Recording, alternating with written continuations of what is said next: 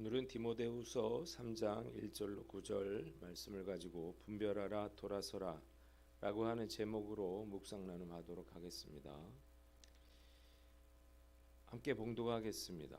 너는 이것을 알라. 말세에 고통하는 때가 이르러 사람들이 자기를 사랑하며 돈을 사랑하며 자랑하며 교만하며 비방하며 부모를 거역하며 감사하지 아니하며 거룩하지 아니하며 무정하며 원통함을 풀지 아니하며 모함하며 절제하지 못하며 사나우며 선한 것을 좋아하지 아니하며 배신하며 조급하며 자만하며 쾌락을 사랑하기를 하나님 사랑하는 것보다 더하며 경건의 모양은 있으나 경건의 능력은 부인하니 이 같은 자들에게서 내가 돌아서라. 그들 중에 남의 집에 가만히 들어가 어리석은 여자를 유인하는 자들이 있으니 그 여자는 죄를 중히 지고 여러 가지 욕심에 끌린 바 되어 항상 배우나 끝내 진리의 지식에 이를 수 없느니라. 얀네와 얀브레가 모세를 대적한 것 같이 그들도 진리를 대적하니 이 사람들은 그 마음이 부패한 자요 믿음에 관하여는 버림을 받은 자들이라. 그러나 그들이 더 나아가지 못할 것은 저 두 사람이 된 것과 같이 그들의 어리석음이 드러날 것임이라. 아멘. 오늘 본문 1절로 9절 말씀 중에 5절을 봅니다. 이 같은 자들에게서 돌아서라 그랬습니다.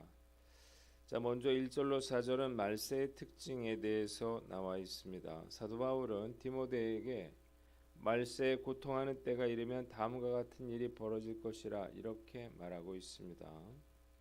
첫째로 그 어느 것보다 자기를 사랑한다는 거예요. 자기를 사랑하는 것은 모든 죄악의 근원이 되는 것입니다.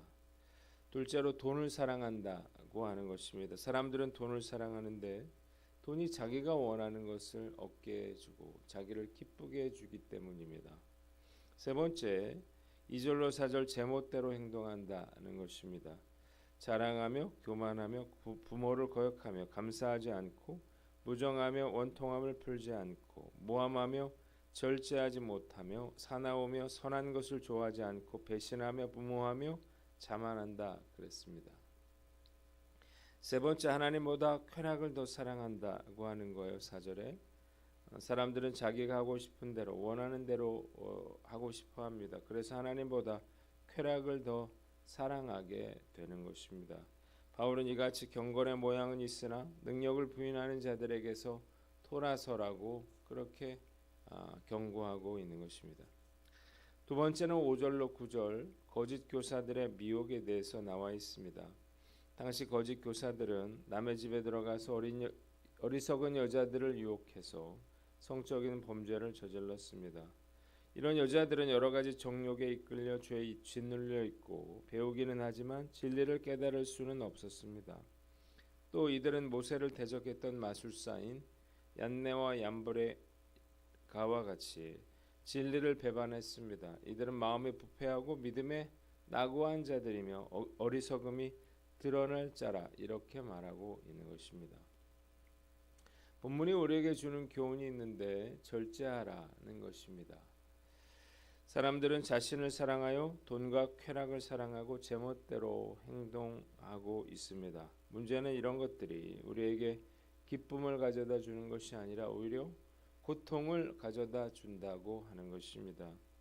며칠 전 한 유명 김밥 체인점의 대표가 직원들과의 회식 자리에서 술에 취한 여직원을 성폭행하려다가 입건이 돼서 대표직에서 물러나게 됐는데요.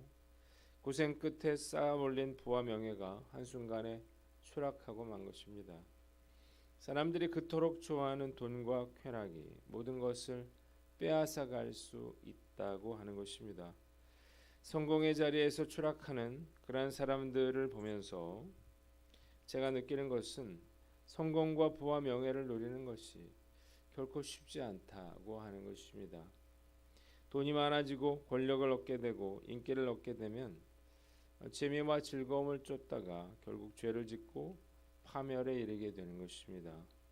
왜 절제가 필요한가요? 인간의 죄성으로 인해서 절제하지 않으면 이렇게 죄의 유혹에 넘어가게 되고 그리고 고통을 받게 되기 때문입니다. 육체적인 휴식은 잘못된 게 아니죠. 그러나 절제하지 않으면 게으름이 됩니다.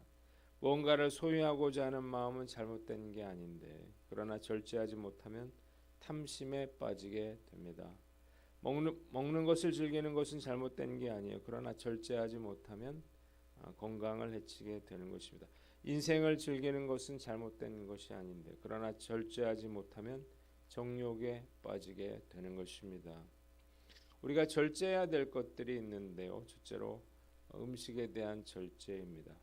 잠언 23장 2절에 내가 만일 탐식자이어든 내 목에 칼을 둘 것이니라고 했고 잠언 25장 16절에 너는 꿀을 만나거든 조카리만큼 먹으라 과식함으로 토할까 두려우니라 이렇게 말했습니다. 성경은 우리에게 음식을 절제하라 그렇게 말하고 있는데요. 이유가 무엇인가요? 음식을 절제하기가 쉽지 않기 때문이에요. 요즘 우리 사회는 먹을 것이 넘쳐나고 있습니다. 각 집에서 버려지는 음식물 쓰레기의 양은 점점 더 늘어나고 있습니다. 경제적인 풍요 속에서 우리는 음식을 절제하지 못하고 마구 먹게 되었습니다. 이런 이야기가 있어요. 돼지들이 모여서 인간들을 하나님께 고발했습니다. 인간들이 먹는 것을 절제하지 못하고 과식할 때 돼지같이 먹는다 이렇게 말을 하는데 이것이 잘못됐다는 것입니다. 실제로 돼지들은 위에 한 7, 80%가 차면 아무리 맛있는 것이 있어도 더 먹지를 않기 때문에 돼지처럼 먹는다는 말을 쓰지 말고 미련한 인간처럼 먹는다라고 하는 말로 고쳐달라고 하는 것입니다. 하나님께서 이 이야기를 들으시고는 돼지들의 손을 들어주셨다 그래요. 요즘 가장 인기는 먹방인데요. 거의 모든 프로그램마다 음식을 만들어 먹는 장면을 보여주는 것 같습니다. 게임을 하면서 음식을 만들어 먹고 정글에 가서 음식을 만들어 먹고 낚시를 가서 음식을 만들어 먹습니다. 또 요리사들끼리 그렇게 요리 대결을 하는 그런 프로도 인기예요. 예전에는 저녁 때 초인종을 눌러서 한 끼를 먹는 그런 프로도 있었습니다. 인터넷에는 먹방으로 뜬 유튜버들이 수두룩한데요. 문제는 이렇게 사람들이 먹는 것에 관심을 쏟다 보니까 비만이 가장 큰 질병이 되었다는 것입니다. 현대인들의 육체는 온갖 달콤하고 기름진 음식에 길들여져 있고 이로 인해서 육체는 점점 병들어가고 있습니다. 비만이 암과 심혈관 질환, 합병증 등 다양한 그러한 질병을 일으키고 있는 것입니다. 비만으로 인해서 세계적으로 발생하는 사회적인 부담은 전쟁이나 테러로 인한 그런 사회적인 비용보다도 훨씬 더 많다 그래요. 건강을 원한다면 적게 먹는 습관을 들여야 하는 것입니다.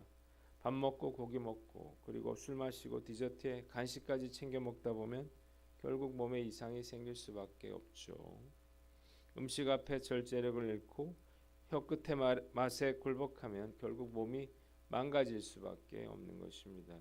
음식을 절제하면 육체적인 유익뿐만 아니라 큰 영적인 유익을 얻을 수도 있습니다. 절제의 최고는 금식이죠. 다이어트를 위한 금식이 아닌 신앙을 위한 금식은 우리에게 큰 유익을 가져다 줍니다. 금식하면 하나님의 임재하신 가운데 살게 됩니다. 배가 고플 때마다 하나님을 생각하게 되기 때문이에요. 뿐만 아니라 금식하면 먹는 시간이 줄기 때문에 생각보다 많은 시간을 하나님을 묵상하는 데 사용할 수가 있습니다. 또한 금식을 하면 겸손해지는데요. 금식하면 몸에서 힘이 빠지고 어느 순간 겸손해진 자신의 모습을 발견하게 되는 것입니다. 다른 것을 생각할 여유가 없기 때문이에요. 또한 금식하면 감사하는 마음도 생깁니다. 작은 것에 만족하게 되고 감사하게 되는 거예요. 금식을 하면 과일 한 쪽 또 커피 한 잔 이것이 얼마나 간절해지는지 몰라요. 금식하면 욕심이 사라지고 작은 것에 감사하게 됩니다. 두 번째, 물건이나 즐거움에 대한 절제를 해야 됩니다. 견물생심이라고 하는 말이 있는데 보는 게 중요하죠.